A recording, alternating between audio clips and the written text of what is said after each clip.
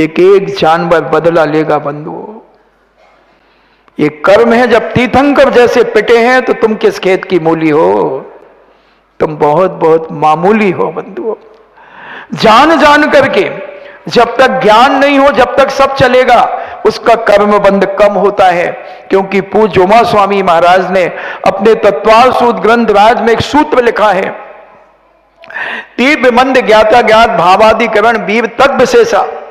यानी कौन सा कार्य आपने तीव्रता से किया है, मंदता से किया है, जान करके किया है, अज्ञानता से किया है, उस हिसाब से अगर जान करके किया है तो पाप बंध जाता है। अज्ञानता से किया है, आपको ज्ञान ही नहीं था उसका और आपने किया है, उसका कर्मबंध कम है। कितनी उत्तेजना के साथ किया है, कितने परिणामों की निर्मलता के साथ किया है, उस प्रकार से कर्मबंध होता है। हमने तो अहंकार किया है, अहंकार करके हमने पाप किया है तो कर्म कहता ये तीव्र कर्म है। तीर्थंकर जब नहीं बचे तो तुम्हारा क्या होगा, क्या होगा, थोड़ा सा विचार कर लेना। मैं तो मात्र एक ट्रैफिक पुलिस बनकर के यहां आता हूं, कभी ट्रैफिक पुलिस बनता हूं, कभी डॉक्टर बनता हूं, कभी एजेंट बनता हूं, कभी कुछ बनता हूं, अनेक अनेक रूपों में मैं तुम्हारे पास आता हूं।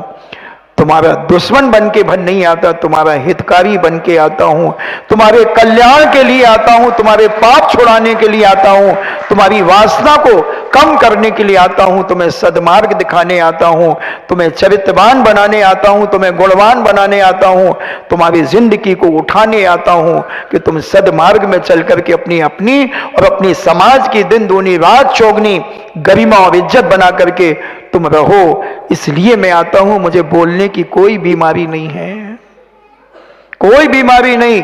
अगर प्रवचन नहीं कराओगे तो मैं दोनों हाथ से आशीर्वाद दूंगा, अभी तो एक हाथ से दूंगा। प्रवचन नहीं कराओगे क्योंकि मैं 1 घंटा 1.25 घंटा अपनी सामायिक और ज्यादा करूंगा तो मेरे तो कर्मों की निर्जरा होगी। मुझे क्या मिल रहा है प्रवचन करने से, मेरी एनर्जी और लग रही है, मगर एक करुणा आ जाती है, एक दया आ जाती है। बेचारी हमारी समाज अज्ञानता के जहर में डूब रही है, पाप में लिप्त हो रही है। कौन कौन से पाप किटी पार्टी के नाम पर चल रहे हैं। जैन समाज की महिलाओं का कह रहा हूं बंधु, अजैन की तो क्या करती वो भी मुझे मालूम है, वो भी मुझे मालूम है, जैन का भी मुझे मालूम है। अब तुम सोच लो, इतने से पता लगा लो कि वो कांड मैंने अभी बता दिया। और मुझे कितने दिन हुए अभी आए जुमा 8 दिन। 1 तारीख कब आए थे, 11 को आया था और आज 20 तारीख 19, 9 दिन। 9 का अंक बहुत महत्वपूर्ण होता है, 9 का अंक बहुत महत्वपूर्ण होता है। 9 का कभी अंत ही नहीं होता। 9 का पहाड़ा पढ़ते जाओ, 9 एकम 9, 9 दूनी 18, 8 और 1 9, 9 3 27, 7 2 9, 9 चौको 36, 6 3 9, बढ़ते चले जाना, कभी इसका समापन नहीं होता है। बहुत महत्वपूर्ण अंक है। हमारे आदिनाथ भगवान का जन्म भी चैत कृष्णा नवमी को हुआ था, भरत चक्रवर्ती का जन्म भी चैत कृष्णा नवमी को हुआ था, आदिनाथ की दीक्षा भी चैत कृष्णा नवमी को हुई थी। 9 का अंक बहुत महत्वपूर्ण होता है। जिसकी 9 तारीख जन्म की होती है वो बहुत पावरफुल होता है, 18 तारीख जिसकी जन्म की होती है वो बहुत पावरफुल होता है, 27 तारीख जिसकी जन्म की होती है वो बहुत पावरफुल होता है।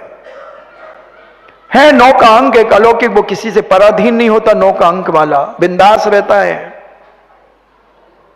अलौकिक होता है, मगर पापी नहीं होता, मांसाहारी नहीं होता, जुआड़ी शराबी नहीं होता, साहसी होता है, बुलंदी रहती है, धर्म की रक्षा करने में सबसे आगे रहता है, साहसी होता है, दीनहीन नहीं होता, गलत काम का समर्थन नहीं करता। बहुत सारे स्पोर्ट्समैन होता है, खेलने में बहुत रुचि रखता है, ऑरेंज कलर ज्यादा पसंद होता है। 9 अंक का बहुत प्रभाव होता है। तो ये बहुत सारे प्रभाव होते हैं, बहुत सारा इनका है। तो हम अपने जीवन में देखें कि हम क्या कर रहे हैं, तो हम विचार करें कि हम आखिर क्या कर रहे हैं, तीर्थंकर जैसे जब नहीं बचे, आदिनाथ जैसे 7 महीने 8 दिन और 6 महीने 13 महीने 8 दिन तक आदिनाथ स्वामी को आहार नहीं मिला। 6 महीने का तो संकल्प था उपवास का, 7 महीने 8 दिन तक अंजलि लेकर के घूमे हैं बंधुओं। कौन है वो जो आहार देने में विघ्न डाल रहा था? तो मत डाल देना किसी के लिए विघ्न, मत डाल देना। जहां विघ्न डल जाते हैं वो कर्म उदय में आता है। कई लोग चौका लगाने के लिए बंद कर देते हैं। तुम्हारे यहां तो आहार हो गए, तुम बंद करो ना। क्यों भाई, तुमसे भीख मांग रही क्या वो? उसकी मर्जी है चौका लगाने की। तुम्हारी नानी क्यों जिंदा हो रही है? तुम्हें क्या तकलीफ हो रही है? तुम्हें क्या तकलीफ हो रही है? घटना घटी पूज्य मुनि श्री के साथ। मैं उस समय उनके साथ नहीं था। एक एलक जी निसंग सागर जी महाराज थे। तो वो समाज 2 तरफ चौके लगते थे और उस समय एक एलक जी और पूज्य श्री थे, हम आचार्य श्री के साथ थे। महाराज ने सुनाया था। तो बोले मैं एक दिन इस तरफ जाता था, एक दिन इस तरफ जाता था। 50-60 चौके इधर लगते थे, 50-60 इस तरफ लगते थे। तो वो एक दिन इधर जाते थे। 2-3 दिन के बाद लोगों ने क्या किया, जो पंचों ने कहा कि ऐसा करो, इतने सारे चौके लगते हैं फालतू में, और जिनके यहां आहार हो गए वो भी बंद कर दें। और महाराज जी को मालूम नहीं। उन्होंने कहा कल महाराज इस तरफ गए थे, आज इधर जाएंगे, और इधर के चौके बंद करा दिए। और महाराज जी को कुछ पता नहीं। महाराज जी अंजलि लेकर के इस तरफ चले गए। अब इस तरफ चले गए, बहुत दूर तक चले गए, 1-1.5-2 किलोमीटर तक चले गए। महाराज ने कहा कल तो यहां 60-70 चौके लगे थे, आज क्या बात हो गई, कोई मर गया होगा। तो महाराज ने सोचा कि मर गया होता तो समाज कहती महाराज जी आरती उठने के बाद आहार को उठ जाएंगे, लेट उठाती। मगर लोग घबरा रहे कि महाराज से कैसे बोले। महाराज लौटे और सीधे आकर के मंदिर में अंजलि छोड़ दी। महाराज जी इस तरफ चौके थे। महाराज ने कहा चौके तो कल इस तरफ भी थे, तो आज ऐसा थोड़ी बंधा थोड़ी है साधु कि इसी तरफ गया तो कल इसी तरफ ही जाएगा, कहीं भी जा सकता है, खुला है वो तो। समाज रोने लगी, बोले महाराज हम पापियों ने यहां के चौके बंद करा दिए थे। महाराज ने कहा तुमने इतना बड़ा अंतराय कर्म बांधा है, इतना कर्म बंधा है, तुम्हें जिंदगी में कभी ना कभी भूखे तुम भी रहोगे। उतने 60-70 परिवारों को तुमने अंतराय बांधा, उनको अंतराय डाला है। तुम्हें क्या तकलीफ हो रही थी? वो चौके लगा रहे थे तो क्या समाज से सामग्री ले रहे थे? किससे सामग्री ले रहे थे वो? मैं आपसे पूछना चाहता हूं, समाज उनको सामान दे रही थी? वो अपने पैसों से अपने धर्म कर रहे थे, शुद्ध भोजन कर रहे थे, तुम्हें तकलीफ क्या हुई? बहुत प्रायश्चित लिया उन्होंने, ऐसे रोए गिड़गिड़ाए। महाराज जी आज के बाद हम कभी चौके बंद नहीं कर। महाराज ने कहा मैं ना कभी कहता हूं चौका लगाओ और ना कहता हूं बंद करो, ये समाज का काम है, जिसकी मर्जी है लगाओ, नहीं मर्जी है नहीं लगाओ। मैं तो उठूंगा, मिल जाएगा तो ठीक, नहीं तो अंजलि छोड़ दूंगा। कभी बंधु अगर गलती कर ली हो तो क्षमा याचना कर लेना। कभी चौका किसी का बंद नहीं कराना। खाने खाने में लिखा है, दाने दाने में लिखा है खाने वाले का नाम। अगर साधु ने कोई ऐसी विधि ले ली, व्यक्ति परिसंख्यान विधि ले ली कि वो व्यक्ति खड़ा होगा तो मैं आहार करने जाऊंगा, और तुमने चौका बंद करा दिया उसका, और साधु लौट करके आ गया, वो पाप किसको लगेगा? एक शास्त्रों में घटना आती है, बहुत लंबा प्रसंग है, फिर भी बता दूं। तो उसमें आया एक प्रसंग कि राजा ने घोषणा कर दी कि मुनिराज का आहार मैं कराऊंगा, कोई पड़गाहन नहीं करेगा, कोई चौका नहीं लगाएगा। और राजा किसी कारण में व्यस्त हो गया। महाराज राजमहल तक, पूरे नगर में घूमे, राजमहल तक गए, पता चला राजा व्यस्त है, पड़गाहन नहीं हुआ। महाराज लौट करके आ गए। मासो उपवासी महाराज थे। फिर 1 महीने के बाद फिर उठे। राजा की घोषणा थी कि ऐसे तपस्वी महाराज का मैं ही आहार कराऊंगा, कोई दूसरा नहीं कराएगा। महाराज फिर घूमते रहे और राजमहल गए। राजमहल में आग लग गई, सारे व्यवस्थापक उसमें लग गए, राजा उसमें चला गया। महाराज आकर के चले गए, आहार नहीं हुआ। 3वें महीने आहार फिर उठे तो राजा का हाथी पागल हो गया। राजा महाराज मरण को प्राप्त हो गए और उसका आखिर राजा श्रेणक को उसका जो कर्म बंद हुआ वो आगे आप पढ़ेंगे, अपन सुनेंगे। तो कभी किसी के आहार दान में विघ्न मत डालना, विघ्न करण अंतराय से। पूज्य उमा स्वामी महाराज ने तत्वार सूत में कहा, क्यों आते हैं तुम्हारे अच्छे कार्यों में विघ्न? 2-4-10 तो रोज ही आती हैं, महाराज जी धंधा पानी नहीं चल रहा, कोई कुछ लेकर के। मोरन में जनवाणी मां से पूछता हूं कि इसने कौन सा पाप किया था, ये परेशानी क्यों हो रही है इसे? तब हमारा कर्म कहता है, कर्म सिद्धांत कहता है, इसने विघ्न डाले हैं दूसरों के अच्छे कार्यों में। अच्छे कार्यों में कभी विघ्न मत डालना बंधुओं। खूब लगाओ ना जिसको, तुम्हें तकलीफ क्या होती है मना करने के? तुम कौन होते हो मना करने वाले? क्या मिल गया तुम्हें? और क्या मिल गया उस राजा को? आखिर महाराज भूखे मर गए। कभी विघ्न मत डालना मेरी प्यारी माताओं बहनों। जिसको लगाना लगाओ और जिसको नहीं लगाना मत लगाना, मगर तुम बीच में क्या कहते, कबाब में हड्डी मत बनना है ना। तुम उसके जीवन में विघ्न मत डालना, उसके पुण्य को छेड़ने का प्रयास मत करना, पुण्य रोकने का प्रयास नहीं करना, तुम्हारा जीवन रुक जाएगा। कभी नहीं करना। और अगर कर लिया हो तो क्षमा याचना कर लेना।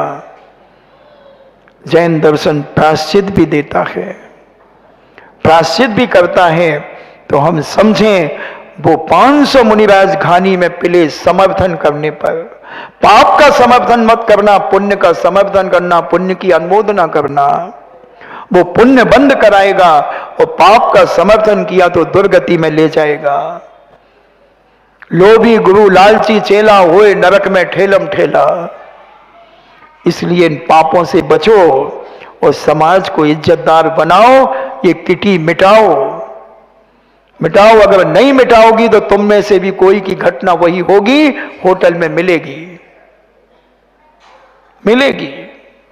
और कितनी हैं अभी जा रही हैं होटलों में, बोलो तो मैं उनके अभी 8 दिन के अंदर उनको भी खोज के बता दूं कि कौन कौन गई हैं। इतनी भी ताकत रखता हूं मैं, सब कुछ बता सकता हूं। मगर गिरे को उठाना चाहता हूं मैं और गिराना नहीं चाहता। इसलिए पाप से बचें। आपका समय हो रहा है, अपने जीवन को समझने का प्रयास करें। ये प्रवचन तुम्हारी जिंदगी को बदलने के लिए हो रहे हैं, पाप को मिटाने के लिए किए जा रहे हैं, तुम्हारी जीवन को संस्कारित करने के लिए किए जा रहे हैं। पैसा है तो पाप के लिए, हिंसा की चीजों के लिए उपयोग मत करो। सहज कूट में जिनालय के लिए दो, एक एक प्रतिमा के लिए दो, तब कहीं वो तुम्हारा पैसा काम आएगा बंधु। ये पाप का पैसा पाप की नाली से बह जाएगा, तुम्हारा किया कराया सब पाप में बह जाएगा। जब तक पुण्य का उदय है, जब तक कुछ भी कर लेना, कुछ नहीं होगा, ये पक्का। पुण्यात्मा जीव को कितना भी पाप करे उसका कुछ नहीं बिगड़ता। रावण का पुण्य था, जनक नंदी सीता का अपहरण कर लिया, कौन बाल बांका कर सका। मगर जब पाप का उदय शुरू हुआ तो कौन माई का लाल रावण को बचा सका। इतना बड़ा भक्त था रावण। शांतिनाथ जिनालय का मंदिर था रावण की लंका में, 1000 खंबे का मंदिर था, 1000 खंबे का। ये हॉल में कितने खंबे हैं? 6, 8, 7 दूनी 14 और 18 खंबे हैं इसमें। और इतना बड़ा हॉल, और पीछे भी होंगे 20-22 खंबे हैं। इतना बड़ा हॉल है, 1000 खंबे का, कितना बड़ा जिनालय होगा, अनुमान लगा लें। क्या भक्ति करता था रावण, तुम क्या भक्ति करोगे? जब भक्ति कर रहा था, बीणा का तार टूट गया, अपने हाथ की नस निकाल करके और बीणा के तार में लगा करके उसने भक्ति की है। बंधु, क्या तुम कर सकते हो? वैष्णो दर्शन में इतना बड़ा भक्त था रावण, एक एक शीश काट काट करके, क्योंकि रावण के 10 मुख मानते हैं वैष्णो दर्शन में। शंकर जी का भक्त था, महादेव का, एक एक गर्दन काट करके और महादेव को चढ़ा दी उसने। ऐसा भक्त कोई छिपी टोला में है माई का लाल? मगर कहां गया रावण? नरक में गया बंधु। इतनी बड़ी सोने की लंका थी, सोने की लंका थी।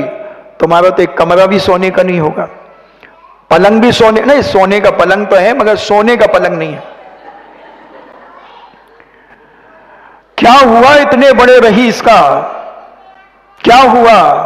आज मूल सिद्धांत के अनुसार, त्रिलोक परिणति के अनुसार रावण चौथी पृथ्वी में सड़ रहा है और प्रथमान योग के अनुसार तीसरी पृथ्वी में रावण सड़ रहा है। बंधुओं, तिल तिल बराबर टुकड़े किए जा रहे हैं, क्योंकि उसने अन्याय और अनीति और हिंसा का तांडव नृत्य किया है। तुमने भी बहुत हिंसा की सौंदर्य प्रसाधन लगाए हैं, तुम्हारी क्या होगा? बोलो मुन्नी भाई, क्या होगा तुम्हारा? मुन्ना भाई तो कभी कभी लगाते हैं, मुन्नी भाई का क्या होगा? तुम्हारी भी वही दशा होगी, क्योंकि दूसरों को मार करके तुमने अपनी सुंदरता का प्रदर्शन करना चाहा है। मांस खाया है जैन कुल में रह करके, क्या होगा? क्या होगा? अभी भी कुछ नहीं बिगड़ा। सुबह का भूला शाम को घर लौट के आ जाए तो ये गंभीर सागर उन्हें भूला नहीं कहता, उन्हें डिज्नीलैंड का झूला कहता है। यानी जब जागे तब सवेरा है। मान जाओ बंधुओं, मान जाओ, नहीं तो जब कैंसर होगा तो यहीं रोते हुए आओगे, महाराज जी शांति धारा करवा दो, महाराज जी क्षमा कर दो, हमने उस समय आपकी बात नहीं मानी। हम कहेंगे वो भगवान भी नहीं मानेंगे, अब वो भी कहेंगे मरने दे, तू भी कहां चक्कर में पड़ा। फिर क्या करोगे? 300 महिलाओं के राजस्थान में एक एक स्तन कट गया। ऐसी तड़पती अभी चतुर्मास में ऐसी आई, बाल उड़ गए, छेद हो गए यहां पर जब वो थेरेपी होती है, ऐसे तड़पती थी महाराज जी। और ऐसे 2-2 3-3 श्रीफल चढ़ाती थी, महाराज जी बचा लो बचा लो। हमने कहा हम आए तो थे तुम्हारे घर में, हाथ तो दे रहे थे कि आ जाओ पकड़ लो, खींच लेंगे तुम्हें। तुम तो हम ही को खींचने लगे थे, तो हमने एक लात और दी। हम क्यों गिरे गड्ढे में? एक तो उपकार करो खुद डूबो, ऐसी भी दया और करुणा नहीं करना मुझे। मुनि महाराज करें इतनी दया, मैं तो करने वाला नहीं हूं। मैं तो क्वार्टर फाइनल, सेमीफाइनल और फाइनल बस 3 बार, चौथी बार तो तेरे कर्म पर तुझे छोड़ देता हूं। विचार कर लें, समय आपका हुआ। सोचें अगर मेरा प्रवचन समझ में तो आता है कि और दूसरी भाषा में दूं? नहीं, अगर नहीं समझ में आता हो तो सुन लो। अगर मेरा प्रवचन तुम्हें समझ में आ जाता है और अगर तुम्हारे अंदर से निकल जाता है तो ये तुम्हारी गलती है, और मेरा प्रवचन अगर तुम्हें समझ में नहीं आता तो ये मेरी गलती है। बोलो मेरा प्रवचन समझ में आता है कि नहीं? सबको आता है कि नहीं? तो अब गलती किसकी जो ना माने? जो ना माने सियानों की सीख, ले खपड़िया मांगे भीख। ऐसी नीति है पुराने लोगों की कि जो सियाने लोग, सियानों से मतलब बड़े, तो मैं तुमसे बड़े पद में बड़ा हूं कि छोटा? बड़ा हूं कि छोटा? तो फिर जो ना माने सियानों की सीख, ले खपड़िया मिले माए। मान जाओ मान जाओ मान जाओ। इसके आगे मैं कह नहीं रहा हूं, फिर कभी और कहूंगा।